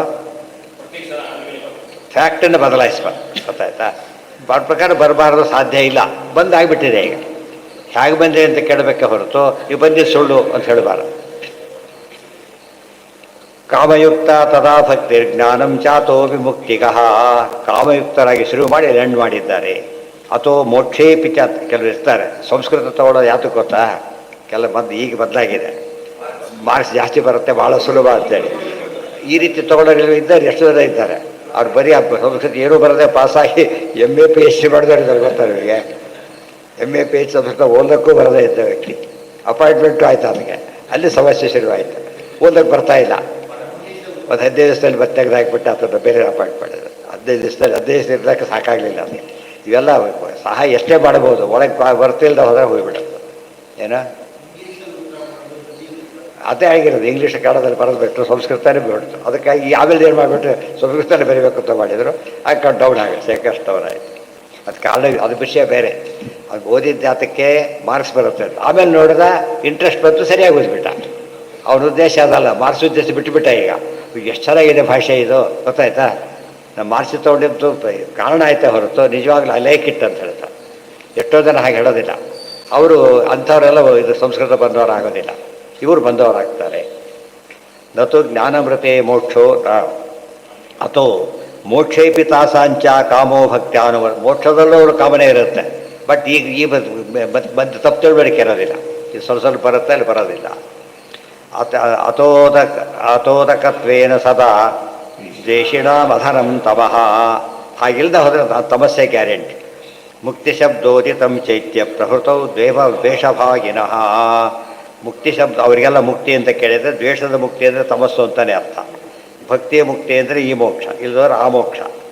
ಭಕ್ತಿಭಾಗಿ ಪ್ರಥಮ ಮುಕ್ತಿಂ ಅಗಾದ್ ವಿಷ್ಣು ಪ್ರಸಾದತಃ. ಕಾಮಸ್ತ್ವಶುಭಕೃತ್ಯಾಪಿ ಭಕ್ತ್ಯ ವಿಷ್ಣು ಪ್ರಸಾದಕೃತ. ಅವ್ರ ಪಾಲಿಗೆ ಕಾಮ ಅನ್ನೋದು ಕೆಟ್ಟದ್ದು, ಅವ್ರ ಪಾಲಿಗೆ ಆಗಾಗಲಿಲ್ಲ, ಭಕ್ತಿ ಇದ್ದಿದ್ದರಿಂದ ಉದ್ಧಾರ ಆದರು. ದ್ವೇಷಜೀವ ಯುತಂಚಾಪಿ ಭಕ್ತಂ ವಿಷ್ಣುರ್ವಿಮೋಚಯತ್. ಅಹೋತಿ ಕರುಣಾ ವಿಷ್ಣೋ ಶಿಶುಪಾಲಸ್ಯ ಮೋಕ್ಷಣಾತಿಥಿ ಸ್ಕಾಂದೆ. ಇಷ್ಟು ಅರ್ಥ ಮಾಡಿಕೊಂಡ್ರೆ ದ್ವೇಷಜೀವ ಜೊತೆಗಿದ್ದರೂ ಕೂಡ ಬಿಡುಗಡೆ ಮಾಡಿದ್ನಲ್ಲ, ಅದು ಭಾರಿ ದೊಡ್ಡದು, ಇದು ಕರುಣೆ ಅಂತ ಅರ್ಥ. ಅದಕ್ಕೆ ಕ್ಲಾರಿಫಿಕೇಶನ್ ಇದಿಷ್ಟು. ಬೇರೆ ಕೃಷ್ಣನ ಪ್ರೀತಿ ಅಂದರೆ ಏನರ್ಥ? ಅದೇ ಭಕ್ತಿ ಅಂತ ಕರೆಯೋದು. ಭಕ್ತಿ ಇದೆ ಅಂತ ಮಾಡ್ಕೊಂಡಿದ್ದು. ಜಗತ್ ಪ್ರಪಿತಾಮಹೇ ಜಾರಬುದ್ಧಿರ್ನ ಯುಕ್ತ ತಥಾಪಿ ಬ್ರಹ್ಮತಯಾ ನ ಸಮ್ಯಕ್. ಪ್ರೇಷ್ಠೋ ಭವಾಂತನುಹೃತಾಂ ಸುಹೃದಂತರಾತ್ಮ ರಮಾಯ ದತ್ತಕ್ಷಣಂ ಇತಿ ವಚನ. ಭಗವತ್ ಪ್ರಪಿತಾಮಹೇ ಜಗತ್ ಪ್ರಪಿತಾಮಹೇ ಜಾರಬುದ್ಧಿರ್ನ ಯುಕ್ತ ತಥಾಪಿ. ಪರಮಾತ್ಮನಲ್ಲಿ ಜಾರಬುದ್ಧಿ ಇರಬಾರದು, ಆದರೆ ಅಂಥ ಜೀವರಾದ್ರಿಂದ ಇತ್ತು, ಅದು ಭಕ್ತಿಗಾಯ್ತಾದರೆ ಸಮಸ್ಯೆ ಆಗಲಿಲ್ಲ. ಪ್ರೇಷ್ಠೋ ಭವಾನ್ ತನುಹೃತಾಂ ಸುಹೃದಂತರಾತ್ಮ. ಪರಮಾತ್ಮ ತನುಹೃತಾಂ ಪ್ರೇಷ್ಠ. ಎಲ್ಲಿ ಬಂದಿದೆ ಪ್ರೇಷ್ಠ ಶಬ್ದ?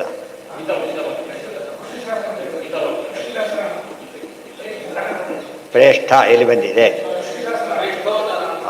ಪ್ರೇಷ್ಠೋ ನರಾವಸ್. ಈಗಲ್ಪ ಪ್ರೇಷ್ಠೋ ನವರಾವಸ್ಥೆ ಪ್ರೇಷ್ಠ. ಪ್ರೇಷ್ಠ ಅಂದರೆ ಭಾರಿ ಬೇಕಾದವರು ಅಂತ. ಪ್ರೇಷ್ಠ ಪ್ರೇಷ್ಠೋ ಭವಾನ್ ತನುಹೃತಾಂ ಸುಹೃದಂತರಾತ್ಮ. ಪ್ರತಿಯೊಬ್ಬರಿಗೂ ದೇವರು ಅತ್ಯಂತ ಪ್ರಿಯನಾಗ್ತಾನೆ. ದೇವ್ರ ಬಗ್ಗೆ ತಿಳ್ಕೊಂಡಿಲ್ಲ ಅಷ್ಟೇ, ತಿಳ್ಕೊಂಡ್ಬಿಟ್ರೆ ದೇವ್ರ ಬಗ್ಗೆ ಏನು ಬರುತ್ತಾಗ ಸಹಜವಾಗಿ ಭಕ್ತಿ ಬಂದ್ಬಿಡುತ್ತೆ. ಹೌದು. ಯಾರಿಗೆ? ಲಕ್ಷ್ಮೀದೇವಿಗೆ ಆ ಕಾಮ ಇಲ್ಲವೇ ಇಲ್ಲ, ದೋಷದ ಇಲ್ಲವೇ ಇಲ್ಲ, ಅವರು ದೋಷದ ಪ್ರಶ್ನೆನೇ ಬಂದಿಲ್ಲ. ಗುಣನಿಮಿತ್ತಿಕವಾದ ಪ್ರೀತಿ ಅದು ಅಪತಿತ್ವೇನ ಉಪಾಸನೆ. ಉಳಿದವರು ಯಾರಿಗೂ ಅದು ಅವಕಾಶ ಇಲ್ಲ. ಜಾರ ಅನ್ನೋ ಶಬ್ದನೇ ಕೆಟ್ಟರು, ಇವ್ರು ಹಾಕಿದ್ರು. ಅಲ್ಲಿ ಜಾರ ಪತ್ನಿ, ಪತಿ ಪತ್ನಿ ಭಾವ ಬೇರೆ, ಜಾರ ಬುದ್ಧಿ ಬೇರೆ. ನೃಣಾಂ ನಿಶ್ರೇಯಸಾರ್ಥಾಯ ವ್ಯಕ್ತಿರ್ಭಗವತೋ ನೃಪ ಅವ್ಯಕ್ತಸ್ಯ ಪ್ರಮೇಯಸ್ಯ ನಿರ್ಗುಣಸ್ಯ ಗುಣಾತ್ಮನಃ. ಪರಮಾತ್ಮ ಕಣ್ಣಿಗೆ ಕಾಣಿಸ್ಕೊಂಡು ಎಲ್ಲ ಮಾಡ್ತಾನೆ, ಅದು ಆ್ಯಕ್ಚುಲಿ ಕಾಣಿಸ್ಕೊಳ್ಳೋದಿಲ್ಲ, ತದವ್ಯಕ್ತ ಮಾಹಿ. ಆದ್ರೆ ಏನು ಮಾಡ್ತಾನೆ ಪರಮಾತ್ಮ ಅಂದರೆ ಕೇವಲ ಭಕ್ತರ ಉದ್ಧಾರಕ್ಕೋಸ್ಕರ ಮಾಡ್ತಾನೆ ಹೊರತು ಇಲ್ಲ ದೇವರ ಉಪಾಸನೆ ಮಾಡೋಕ್ಕೆ ಬರ್ತಿದ್ದಿಲ್ಲ ಯಾರಿಗೂ ಕೂಡ. ತೋರಿಸ್ಬಿಟ್ಟು ಅನುಗ್ರಹ ಮಾಡ್ತಾನೆ. ಕಾಮಂ ಕ್ರೋಧಂ ಭಯಂ ಸ್ನೇಹಂ ಮೈತ್ರೀಂ ಸೌಹೃದಮೇವ ವಾ ನಿತ್ಯಂ ಹರೌ ವಿದಧತೋ ಯಾಂತಿ ತನ್ಮಯತಾಂ ಹಿತೆ. ಅದಕ್ಕೆ ಹೇಳಿದರು ಕಾಮ ಕ್ರೋಧ ಭಯ ಸ್ನೇಹ ಮೈತ್ರಿ ಸೌಹಾರ್ದ. ಈ ಕಾರಣ ಏನೇ ಇರಲಿ ದೇವ್ರ ಕಡೆ ಮನಸ್ಸು ಹಾಕಿದ್ರು ಅಂದರೆ ಅದು ಭಕ್ತಿ ಬಂದೇ ಬರುತ್ತೆ, ಉದ್ಧಾರ ಆಗೇ ಆಗ್ತಾರೆ. ಆದ್ದರಿಂದ ಬರೀ ಅದರಿಂದ ಅಂತ ತಿಳ್ಕೊಳ್ಬಾರ್ದು ಅಷ್ಟೇ. ಕಾಮಿನಃ ಕಾಮಿತ್ವಂ ಕ್ರೋಧಿನಃ ಕ್ರೋಧಿತ್ವಂ ಏವ ಸರ್ವದಾ ಭವತೀತಿ ತನ್ಮಯತಾ. ಯಾತಕ್ಕೆ ಕಾಮ ಒತ್ತು ಕೊಟ್ಟರು ಅಂದರೆ ಕಾಮ ಬಂದಾಗೆಲ್ಲ ಕೃಷ್ಣ ನೆನಪಾಗ್ತಿದ್ದ, ಕ್ರೋಧ ಬಂದಾಗೆಲ್ಲ ಕೃಷ್ಣ ನೆನಪಾಗ್ತಿದ್ದ. ನೆಪ ಅಷ್ಟೇ ಇರುವುದು, ಗೊತ್ತಾಯ್ತಾ? ನೆಪನೇ ಹೊರತು ಎಂಡ್ ಮಾತ್ರ ಎಲ್ಲಿ ಆಗ್ತಿತ್ತದೋ ಭಕ್ತಿಯಲ್ಲಿ ಆಗ್ತಾಯಿತ್ತು. ವಿಮುಕ್ತಾಪಿ ಕಾಮಿನ್ಯೋ ವಿಷ್ಣು ಕಾಮ ವ್ರಜ ಸ್ತ್ರೀಯ ದ್ವೇಷಣಶ್ಚ ಹರೌ ನಿತ್ಯಂ ದ್ವೇಷೇಣ ತಮಸಿ ಸ್ಥಿತಾ ಇತಿ ಚ. ಒಂದು ವ್ಯತ್ಯಾಸ ಹೇಳ್ತಾರೆ. ಈ ಭಕ್ತಿ ದ್ವೇಷದಿಂದ ಭಕ್ತಿ ಮಾಡಿ ಮೂಲತಃ ಮಧ್ಯೆ ಹೇಳಿದೆ, ದ್ವೇಷದಿಂದ ಭಕ್ತಿ ಮಾಡೋರು ಜೀವದ್ವಯ ಆವೇಶ ಇರಲೇಬೇಕು. ಈ ರೀತಿ ಕಾಮದಿಂದ ಮಾಡೋರು ಬೇರೆ ಇಲ್ಲ, ಇವರಿಗೆ ಮಾತ್ರ, ಬೇರೆಯವ್ರಿಗೆ ಇಲ್ಲವೇ ಇಲ್ಲ. Ruled out. ಜೀವದ್ವಯ ಆವೇಶ ಇಲ್ಲ, ನೆನ್ಪಿಟ್ಕೋಬೇಕು. ದ್ವೇಷದ ಬಂದಲ್ಲಿ ಮಾತ್ರ ಏನಿರಬೇಕಲ್ಲಿ? ಯಾಕೆ ಗೊತ್ತಾ? ಆಪೋಸಿಟ್ಗಳು ಎರಡು ಒಂದಿರೋ ಸಾಧ್ಯ ಇಲ್ಲ. ಇದು ಆಪೋಸಿಟ್ ಅಲ್ಲ. ಇದು ಕಾಮದಲ್ಲಿ ಏನಿರೋ ಚಾನ್ಸ್ ಇದೆ? ಭಕ್ತಿ ಇರೋ ಚಾನ್ಸ್ ಇದೆ. ಆದ್ದರಿಂದ ಇದು ಇಬ್ಬರು ಒಬ್ಬರು ಬೇಡ, ಒಬ್ಬರು ಸಾಕಿದಕ್ಕೆ, ಅದಕ್ಕೆ ಇಬ್ಬರು ಇರಲೇಬೇಕು. ಇವೆಲ್ಲ ಥೀಸಿಸ್ ಸ್ಟಡಿ ಮಾಡಬೇಕಾದ್ರೆ ಭಕ್ತಿಯಲ್ಲೇ ಎಷ್ಟು ವೆರೈಟಿ ಇದೆ, ಏನಿದೆ, ಎಕ್ಸಾಸ್ಟಿವ್ ಆಗಿ ಟ್ರೀಟ್ ಮಾಡಬೇಕು. ವಿಮುಕ್ತಾವಪಿ ಕಾಮಿನ್ಯ, ಮುಕ್ತಿಯಲ್ಲೂ ಕಾಮಿಗಳೇ ಇವರು. ಆದರೆ ತಪಸ್ಸಿಗೆ ಹೋದವ್ರು ಹಾಗಲ್ಲ. ಏನಲ್ಲ ಅವರು ಈ ರೀತಿ ಅರ್ಥ ಮಾಡ್ಕೊಂಡು ಹೇಗಿರ್ತದೆ, ಕಾಮದಿಂದ ಕಾಮಭಕ್ತಿಯಿಂದ, ಕಾಮ ಒಂದು ನಿಮಿತ್ತ ಭಕ್ತಿಯಿಂದ ಮುಕ್ತಿ ಹೋಗ್ತಾರಲ್ಲ, ಮುಕ್ತಿ ಹೋದವರು ಕಾಮ ಇರುತ್ತೆ ಅವರಿಗೆ, ಭಕ್ತಿನೂ ಇರುತ್ತೆ. ಸ್ಪೆಷಲ್ ಕೇಸ್, ಎಲ್ಲರಿಗೂ ನಾಟ್ ಅಲೋಡು. ಮುಕ್ತಿಯಲ್ಲೂ ಆಜೀವ ಸನ್ಯಾಸಿಗಳು ಆಜೀವ ಸನ್ಯಾಸಿಗಳೇ, ಬ್ರಹ್ಮಚಾರಿಗಳೇ ಆಗಿರ್ತಾರೋ. ಆದರೆ ಮುಕ್ತಿಯಲ್ಲೂ ದ್ವೇಷ ಇರುತ್ತೆ ಅಂತ ಹೇಳಬಾರ್ದು. ಯಾಕೆ? ಅದು ವಿರುದ್ಧ. ಅದು ಇದು ಕಾಮ ಅನ್ನೋದು ಸತ್ಕಾಮ ವಿರೋಧ ಅಲ್ಲ. ಧರ್ಮ ವಿರುದ್ಧೋ ಭೂತೇಶು ಕಾಮಸ್ಮಿ ಭರತರ್ಷಭ, ಭಗವದ್ಗೀತೆಯಲ್ಲಿ ಬಂದಿದೆ. ಏನಂತ? ಕಾಮದಲ್ಲಿ ಎರಡಿದೆ, ಧರ್ಮ ವಿರುದ್ಧ ಕಾಮ ಇದೆ, ಧರ್ಮ ವಿರುದ್ಧ ಕಾಮ ಅಂತಲೂ ಇದೆ. ಆದರೆ ದ್ವೇಷದಲ್ಲಿ ಎರಡಿಲ್ಲ. ಏನಿಲ್ಲ? ಪ್ರೀತಿಯಿಂದ ಬೈಯೋದಾಗಲ್ಲ, ಇಲ್ಲ. ತಿಳುವಳಿಕೆ ಇಲ್ಲದೆ ಬೈಯೋದೇ ಹೊರತು ಪ್ರೀತಿಯಿಂದ ಬೈಯೋದು ಬರೋದಿಲ್ಲ. ಆದ್ದರಿಂದ ಎಲ್ಲ ಕ್ಲಾರಿಫಿಕೇಶನ್. ಇಷ್ಟೆಲ್ಲ ಓದಿದ ಮೇಲೆ ಯಾವ ಸಮಸ್ಯೆಯೂ ಬರೋದಿಲ್ಲ. ವಿಮುಕ್ತಾವಪಿ ಕಾಮಿನ್ಯ, ಮುಕ್ತಿಯಲ್ಲಿ ದ್ವೇಷ ಮಾತ್ರ ಒಪ್ಕೊಳ್ಳೋಕೆ ಹೋಗಬೇಡಿ. ಭಕ್ತ್ಯಾ ಹಿ ನಿತ್ಯ ಕಾಮಿತ್ವಂ ನತು ಮುಕ್ತಿಂ ವಿನಾ ಭವೇತ್. ಇದು ಮುಕ್ತಿಯಲ್ಲಿ ಹೋದರೆ ಮಾತ್ರ ಬರಲಿಕ್ಕೆ ಸಾಧ್ಯ. ಭಕ್ತಿ ಇರಬೇಕು, ಮುಕ್ತಿ ಹೋಗ್ಬೇಕಾದ್ರೆ. ಕಾಮುಕರಾಗಿದ್ದಾರೆ, ಅದು ಇದೆ. ಸೊ ಇವರಿಗೆ ಕಾಮ ಮೂಲವಾದ ಭಕ್ತಿ ಹೊಂದಿದವರು ಅಂತ ಅರ್ಥನೇ ಹೊರತು ಬರೀ ಕಾಮುಕರಲ್ಲ. ಸ್ನೇಹಭಕ್ತಾ ಸದಾ ದೇವಾ ಕಾಮಿತ್ವೇನ ಅಪ್ಸರ ಸ್ತ್ರೀಯ ಕಾಶ್ಚಿನ್ನ ಕಾಮೇನ ಭಕ್ತ್ಯಾ ಕೇವಲ ಏವತು ಮೋಕ್ಷಮಾಯಾಂತಿ ನಾನ್ಯೇನ ಭಕ್ತಿಂ ಯೋಗ್ಯಾಂ ವಿನಾ ಕ್ವಚಿತ್ ಇತಿ ಪಾದ್ಮೇ. ದೇವತೆಗಳೆಲ್ಲ ಸ್ನೇಹರೂಪವಾದ ಭಕ್ತಿ. ಮಹಾತ್ಮ ಜ್ಞಾನಪೂರ್ವಸ್ತು ಸುದೃಢ ಸರ್ವತೋಧಿಕ ಸ್ನೇಹೋ ಭಕ್ತಿ ರೀತಿ ಪ್ರೋಕ್ತ. ದೇವತೆಗಳೆಲ್ಲ ಹಾಗೆ ಮಾಡ್ತಾರೆ. ಆದರೆ ಅಪ್ಸರ ಸ್ತ್ರೀಯರು ಮಾತ್ರ ಇಬ್ಬರಿದ್ದಾರೆ. ಕೆಲವರು ಅಪ್ಸರ ಸ್ತ್ರೀಯರು ಕಾಮಭಕ್ತಿ ಮಾಡೋದಿಲ್ಲ, ಕೆಲವರು ಮಾಡ್ತಾರೆ. ಅವರಿಗೆ ರಮಾವೇಶ ಬಂದಾಗ ಮಾತ್ರ, ಇಲ್ಲೋದ್ರಿಲ್ಲ. ಅದು ಕೂಡ ದೇವಾಹ ಕಾಮಿತ್ವೇನ ಅಪ್ಸರ ಸ್ತ್ರೀಯ ಕಾಚಿತ್ ಕಶ್ಚಿನ್ ನಕಾಮೇನ ಭಕ್ತ್ಯಾ ಕೇವಲ ಇವೆ. ಕೆಲವು ಅಪ್ಸರ ಸ್ತ್ರೀಯರು ಬರೀ ಭಕ್ತಿಯಿಂದನೇ ಮಾಡ್ತಾರೆ. ಮೋಕ್ಷಮಾಯಾಂತಿ ನಾನ್ಯೇನ ಭಕ್ತಿಂ ಯೋಗ್ಯಾಂ ವಿನಾ. ಪಟ್ಟಿನ ಮೇಲೆ ಅವರವರಿಗೆ ಯೋಗ್ಯವಾದ ಭಕ್ತಿ ಇಲ್ಲದೆ ಹೋದರೆ ಮುಕ್ತಿಯಾಗ ಸಂಭವ ಇಲ್ಲವೇ ಇಲ್ಲ. ಭಕ್ತ್ಯಾವ ಕಾಮಭಕ್ತ್ಯಾವ ಮೋಕ್ಷೋ ನಾನ್ಯೇನ ಕೇನಚಿತ್. ಕಾಮಭಕ್ತ್ಯ ಅಪ್ಸರ ಸ್ತ್ರೀಣಾಂ ಅನ್ಯೇಷಾಂಚೈವ ಕಾಮತಃ ಉಪಾಸ್ಯ ಶಶರತ್ವೇನ ದೇವಸ್ತ್ರೀಣಾಂ ಜನಾರ್ದನಃ. ಕೆಲವೆಲ್ಲ ವಿಶೇಷಾಂಶಗಳನ್ನು ಹೇಳ್ತಾರೆ. ಮತ್ತೆ ಇವರಿದ್ದಾರಲ್ಲ ದೇವತಾಸ್ತ್ರೀಯಗಳು ಪರಮಾತ್ಮನನ್ನು ಮಾವಾಂತರ ಉಪಾಸನೆ ಮಾಡ್ಬೋದಂತ. ಸ್ವಾಮಿ ಅವೆಲ್ಲ ಕಾಮನ್, ದೇವರು ಅಂಬದು ಕಾಮನ್. ಅದು ಸ್ಪೆಷಲಾಗಿ ಏನು ಸೇರ್ಬೋದು? ಮಾವ ಅಂತ ಸೇರ್ಬೋದು. ಅದೇ ರೀತಿಯೇ ಉಪಾಸ್ಯ ಶಿಶುರತ್ವೇನ ಜಾರತ್ವೇನ ಅಪ್ಸರ ಸ್ತ್ರೀನ. ಅಪ್ಸರ ಸ್ತ್ರೀಯರಲ್ಲಿ ಕೆಲವರು ಜಾರ ಅಂತ ಉಪಾಸನೆ ಮಾಡೋದು, ಉಳಿದವ್ರು ಮಾಡೋಂಗಿಲ್ಲ. ಕಾಸಾಂತಿ ಯೋಗ್ಯತಾ ಯೋಗ್ಯೋಪಾಸಾಂ ವಿನಾನೈವ ಮೋಕ್ಷ ಕಶ್ಯಾಪಿ ಸೇಚ್ಛತಿ. ಅವರಿಗೆ ಉಚಿತವಾದ ಉಪಾಸನೆ ಮಾಡಬೇಕೇ ಹೊರತು ಅಯೋಗ್ಯ ಉಪಾಸನೆ ಮಾಡಬಾರ್ದು. ಹೇಳಿದ್ದಾರೆ, ನೆನಪಿರ್ಬೇಕು. ದೇವರೆಲ್ಲರಿಗೂ ಬ್ರಹ್ಮದೇವ್ರನ್ನ ಏನಂತ ಕರೀತಾರೆ ಎಲ್ರಿಗೂ? ಪಿತಾಮಹ. ಸೊ ಬ್ರಹ್ಮದೇವರ ಅಪ್ಪ ಏನಾಗ್ತಾನೆ ಮಗಾಗ? ಪ್ರಪಿತಾಮಹ ಆಗ್ತಾನೆ. ಆಯ್ತಾ? ಈಗ ಉಳಿದ ದೇವತೆಗಳ ಬ್ರಹ್ಮದೇವರ ಮಕ್ಕಳು, ಗೊತ್ತಾಯ್ತಾ? ಆದಮೇಲೆ ಇವರು ಅವರಿಗೆ ಅವರ ಹೆಂಡಂದ್ರಲ್ಲ, ಅವ್ರ ಹೆಂಡಂದ್ರಿಗೆ ಪರಮಾತ್ಮ ಬ್ರಹ್ಮದೇವರು ಏನಾಗ್ತಾರೆ? ಮಾವ ಆಗ್ತಾರೆ. ಮತ್ತು ಇವರಿಗೆ ಸರಸ್ವತಿ ಭಾರತೀಯರು ಏನಾಗಬೇಕು? ಮಾವ ಆಗಬೇಕು. ಗೊತ್ತಾಯ್ತಾ? ಮಾವ ದೇವರು ಕಾಮನ್. ಕೆಲವೆಲ್ಲ ಸೇರಿಸೋದು ನಮ್ಮ ಇವರು ಅವರು ನಮ್ಮ ಬಂಧುಗಳು ಅಂತ ಹೇಳ್ತಾರಲ್ಲ, ಹಾಗೆ ಸಂಬಂಧನೂ ಇರುತ್ತೆ, ಇದು ಇರುತ್ತೆ. ಬಟ್ ಎಲ್ಲರೂ ಹಾಗೆ ಮಾಡಬಾರ್ದು. ಇವರು ಮಾತ್ರ ಸುಮ್ಮನೆ ಹೇಳ್ಕೋಬಾರ್ದು. ಈ ತಮಿಳ್ನಾಡು ಕನ್ನಡಕ್ಕೆಲ್ಲ ಮಾವ ಅಂತ ಕರೀತಾರೆ. ಅದು ಈ ಮಾವ ಅಲ್ಲ. ಈಗ ಕೆಲವರು ಹೊಡಿಬಿಟ್ಟ ಸ್ವಾಮಿ ಕೆಲವು ಬುದ್ಧಿ ಅಂತ ಅಲ್ಲಿ ಪದ್ಧತಿಗಳವೆಲ್ಲ ಕೂಡ. ಕೆಲವು ಅಣ್ಣ ಅಂತ ಕರೀತಾರೆ, ಕೆಲವು ಗುರು ಅಂತ ಕರೀತಾರೆ. ಈ ಗುಡ್ಡಗಳು ಸಾಮಾನ್ಯ ಗುರು ಅಂತ ನೀಡೋದು ಗುರು, ಅದು ಕಳತನದ ಗುರು ಪಾಪ ಹಾಗಿರುತ್ತೆ. ಗುರು ಭಾರಿ ಒಳ್ಳೆ ಪದ ಗುರು ಅನ್ನೋದು, ಅತಿ ಕೆಟ್ಟವರು ಉಪಯೋಗಿಸ್ತಾರೆ. ಅಯೋಗ್ಯೋಪಾಸನಾ ಕರ್ತು ಅನರ್ಥಶ್ಚ ಭವಿಷ್ಯತಿ. ಒಟ್ಟಿನ ಮೇಲೆ ಯೋಗ್ಯೋಪಾಸನೆ ಬಿಟ್ಟು ಅಯೋಗ್ಯೋಪಾಸನೆ ಮಾಡಿದರೆ ಮಾತ್ರ ತಪ್ಪು. ಅದಕ್ಕೆ ದೃಷ್ಟಾಂತ ಕೊಟ್ಟಿದ್ದಾರೆ.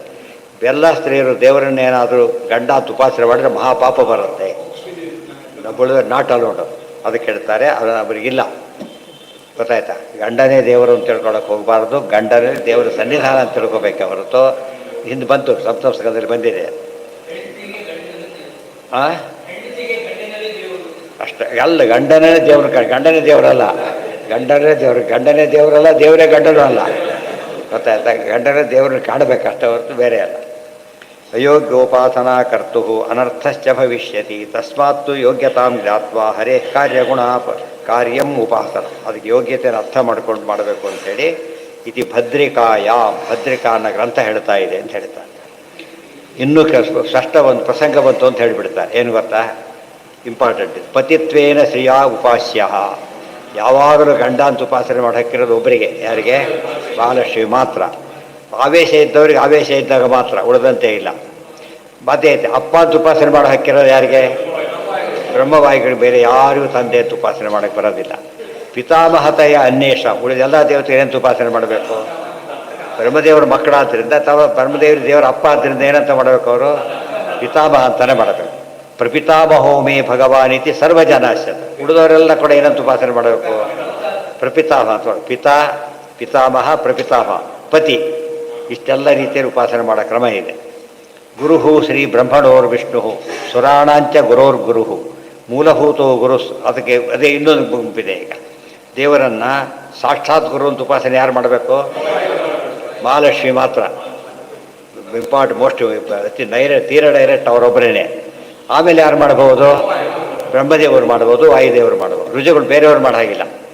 ಆಚಾರ್ಯ ಹೇಳ್ತಾರೆ ತಸ್ಯೈವ ಶಿಷ್ಯ ಜಗದೇಕ ಭರ್ತು. ನಿರ್ಣಯದಲ್ಲಿ ಕೊನೆಗೆ ಹೇಳ್ತಾರೆ ನಾನು ಸಾಕ್ಷಾತ್ ವೇದವ್ಯಾಸರ ಶಿಷ್ಯರು ಅಂತ ಹೇಳ್ತಾರೆ. ಯಾಕಂದ್ರೆ ಹೇಳ್ತಾರೆ ತಮೇವ ಶಾಸ್ತ್ರ ಪ್ರಭವಂ ಪ್ರಣಮ್ಯ ಜಗದ್ಗುರುಣ ಗುರುವಂಜಸೈವ ವಿಶೇಷತೋ ಮೇ ಪರಮಾಖ್ಯ ವಿದ್ಯಾ ವ್ಯಾಖ್ಯಾಂ ಕರೋಮ್ಯನ್ವಪಿ ಚ ಅಹಮೇವ ಅಲ್ಲಿ ಹೇಳ್ತಾರೆ. ಇದೆಲ್ಲ ನೆನಪಿಟ್ಕೊಂಡಿರ್ಬೇಕು. ನೆಕ್ಸ್ಟ್ ಗುರ ಮುಂದೆ ಸುರಾಣಾಂಚ ಗುರು. ಉಳಿದ ದೇವತೆಗಳೆಲ್ಲ ಗುರುಗಳು ಅಂತ ಉಪಾಸನೆ ಮಾಡಬೇಕು. ಅಂದರೆ ಪರಮಗುರುಗಳು ಅಂತ ಮಾಡಬೇಕು. ಮೂಲಭೂತೋ ಗುರು ಸರ್ವಜನ. ಒಂದು ರೀತಿ ಗುರು ಎಲ್ಲರಿಗೂ ಪರಮಾತ್ಮನೇ. ಅವರಿಂದ ಉಪಾಸನೆ ಮಾಡೋದು ತಾನೇನೆ. ಬಟ್ ಸಾಕ್ಷಾತ್ ಮಾಡ್ಬೇಕಾದ್ರೆ ಈ ರೀತಿ ಮಾಡಬೇಕಲ್ಲ. ಹಾಂ, ಗುರು ಅಂದರೆ ಜ್ಞಾನ ಕೊಟ್ಟವರು ಗುರುಗಳು. ಯಸ್ಮಾತ್ ಬ್ರಹ್ಮೇಂದ್ರ ರುದ್ರಾದಿ ದೇವತಾನಾಂ ಶ್ರೇಯೋಪಿ ಚ ಜ್ಞಾನಸ್ಫೂರ್ತಿ. ಗಂಡೆ ಮೇಷ್ಟ್ರಾಗಬಾರ್ದೇನೋ? ಆಗ್ಬೋದಲ್ಲ, ಎರಡೂ ಆಗ್ಬೋದು. ಮೇಷ್ಟ್ರ ಗಂಡಾಗಬಾರ್ದು. ಎಲ್ಲ ಮೇಷ್ಟ್ರಾಗ ಉಪಾಸನೆ ಮಾಡೋದು ಅಷ್ಟೇ, ತಪ್ಪದು. ಎಷ್ಟೋ ಸತ್ತು ಆಗ್ಬೋದು, ತಂದೆಯೇ ಮೇಷ್ಟ್ರಾಗಿರ್ಬೋದು, ಇವರಾಗ್ಬೋದು. ಆದರೆ ತಪ್ಪೇನಿಲ್ಲ. ಕೆಲವರಿಗೆಲ್ಲ ಹೆಂಡ್ತಿಯೇ ಟೀಚರ್ ಆಗಿರ್ತಾರೆ ಎಷ್ಟೋ ಸಲ. ಅದು ಬೇರೆ ಕೇಸುಗಳಲ್ಲ, ಇದು ನಾರ್ಮಲ್ ಕೇಸುಗಳಲ್ಲ. ಗುರು ಮೂಲಭೂತೋ ಗುರು ಸರ್ವ. ಕ್ಲಾಸ್ನಲ್ಲಿ ಟೀಚರು ನಿಜವಾಗ್ಲೂ ಹೆಂಡತಿ, ಇವರು ಶಿಷ್ಯ ಕ್ಲಾಸ್ನಲ್ಲಿ. ಅಂಥ ಪ್ರಸಂಗ ನಡೆದಿದೆ ಕೆಲವೆಲ್ಲ. ಮೂಲಭೂತೋ ಗುರು ಸರ್ವಜನಾನಾಂ ಪುರುಷೋತ್ತಮ. ಆದರೆ ಎಲ್ಲರಿಗೂ ಮೂಲಭೂತ ಗುರು ಅಂದರೆ ತಕ್ಷಣ ದೇವರು ನೆನಪಾಗಬೇಕು. ಅದಕ್ಕೆ ಹರಿರೇವ ಪರಹ ಹರಿರೇವ ಗುರು ಹರಿರೇವ ಜಗತ್. ಆ ಶ್ಲೋಕ ಹೇಳ್ಬೇಕು, ಎಲ್ಲ ಕೋಟ್ ಮಾಡ್ಕೋಬೇಕು. ಅದಕ್ಕಿಷ್ಟೆಲ್ಲ ಅರ್ಥ ಇಟ್ಕೊಂಡು ಆಚಾರ್ಯ ಹೇಳಿದ್ದಾರೆ. ಆದ್ದರಿಂದ ನಾವು ಏನೋ ತಲೆ ತೋಚಿದ ಅರ್ಥ ಮಾಡ್ಕೊಳಕ್ಕೆ ಹೋಗಬಾರ್ದು. ಪುರುಷೋತ್ತಮ ಈ ರೀತಿ ನಾವು ದೇವರ ನಮ್ಮ ಸಾಕ್ಷಾತ್ ಗುರು, ಆದ್ದರಿಂದ ನಾವು ಸಾಕ್ಷಾತ್ ರುಚಿಗಳು, ಹೀಗೆ ವಾಪಸ್ ಹೋಗಬಾರ್ದು. ಮತ್ತೆ ತಪ್ಪಾಗಿಬಿಡೋದು. ಗುರು ಬ್ರಹ್ಮಾಸ್ಯ ಜಗತ್ತೋ ದೈವಂ ವಿಷ್ಣು ಸನಾತನಃ. ಇಡೀ ಜಗತ್ತಿಗೆ ಗುರು ಅಂತ ಯಾರಿಗೆ ಹೆಸರಿದೆ? ಜಗದ್ಗುರು ಅಂದರೆ ಯಾರು? ಬ್ರಹ್ಮವಾಯುಗಳು. ಅದಕ್ಕೆ ಜಗದ್ಗುರು ಅಂತ ಹೆಸರು. ವಿಷ್ಣು ಸನಾತನಃ ಇತ್ತೇವ ಉಪಾಸನಂ ಕಾರ್ಯಂ ನಾನ್ಯಥಾತು ಕಥಂಚನ ಇತಿ. ವಾರ ಪ್ರಸಂಗ ಬಂತು ಅಂತ ಒಟ್ಟಿಗೆ ಹೇಳಿಬಿಟ್ರಲ್ಲ ಕೂಡ. ನಚೈವ ವಿಸ್ಮಯ ಕಾರ್ಯೋ ಭವತಾ ಭಗವತ್ಯಜೇ ಯೋಗೇಶ್ವರೇಶ್ವರೇ ಕೃಷ್ಣೇ ಯತ ಏತದ್ವಿಮುಚ್ಯತೆ. ನಚೈವಂ ವಿಸ್ಮಯ ಕಾರ್ಯೋ ಭವತಾ ಭಗವತ್ಯಜೆ. ಪರಿಷತ್ ರಾಜ, ಅದಕ್ಕೆ ಗಾಬರಿ ಏನು ಯೋಚನೆ ಮಾಡೋಕ್ಕೆ ಹೋಗಬೇಡ, ಈ ಪ್ರಶ್ನೆ ಸರಿಯಾಗಿದೆ, ಈ ರೀತಿ ಇರೋದ್ರಿಂದ ಅವ್ರು ಹಾಗೆ ಮಾಡಿದ್ದು ಸರಿ ಹೋಯಿತು ಅಂತೇಳಿ ಉಪಸಂಹಾರ. ಯೋಗೇಶ್ವರೇಶ್ವರೇ ಕೃಷ್ಣೆ ಯತ್ರ ಯೋಗೇಶ್ವರ ಕೃಷ್ಣ. ಅದಕ್ಕೆ ಎಕ್ಸ್ಟೆಂಡೆಡ್ ಫಾರಮ್ ಏನಾಯ್ತಾಗ ಯೋಗೇಶ್ವರೇಶ್ವರ. ಯೋಗವಿಧಾಮ್ನೇತಾನೂ ಹೌದು, ಯೋಗೇಶ್ವರನೂ ಹೌದು, ಯೋಗೇಶ್ವರೇಶ್ವರನೂ ಹೌದು. ಇನ್ಯಾರು ಬಂದು ಇನ್ನೊಂದು ಈಶ್ವರ ಸೇರಿಸ್ಬೋದು.